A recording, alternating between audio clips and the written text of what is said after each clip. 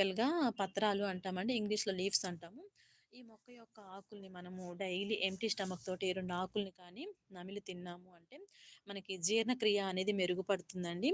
అలాగే నోటి దుర్వాసన అనేది రాకుండా ఉంటుంది. మనకి నోట్లో పుండ్లు కానీ, చిగుర్ల సమస్యలు ఏవైనా ఉన్నాయనుకోండి, ఈ ఆకుని తింటూ ఉన్నామంటే మనకి చక్కగా అయితే తగ్గుతుందనమాట. డైజెషన్ సిస్టమ్ అనేది యాక్టివ్ అవుతుందండి. అంటే మలబద్ధకం కూడా తగ్గిపోతుంది.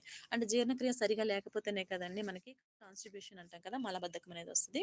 అలా రాకుండా చక్కగా ఇది మనకి ఉపయోగపడుతుందండి. ఈ వామాకుని డైరెక్ట్‌గా అయినా కానీ మనం నమిలి తినొచ్చండి. అలా తినలేము అనుకున్నప్పుడు 4, 5 ఆకుల్ని లేదంటే ఒక 10 ఆకుల్ని శుభ్రంగా కడిగేసి క్రష్ చేసినట్లుగా చేసుకొని, లేదంటే డైరెక్ట్‌గా అయినా సరే వాటర్‌లో వేసేసి మనం బాగా మరిగించుకోవాలి. అంటే మనం పోసిన వాటర్ హాఫ్ అయ్యేంత వరకు మరిగించుకొని, స్ట్రెయిన్ చేసుకున్న తర్వాత చక్కగా తాగుతూ ఉన్నామనుకోండి, రోజు ఒక 2 గ్లాసుల వరకైతే తాగొచ్చండి డే మొత్తంలో. అలా తాగుతూ ఉన్నామంటే మనకి ఇమ్యూనిటీ కూడా పెరుగుతుందండి. అంటే మనకి ఒంట్లో రోగనిరోధక శక్తి అనేది పెరుగుతుంది. మంచి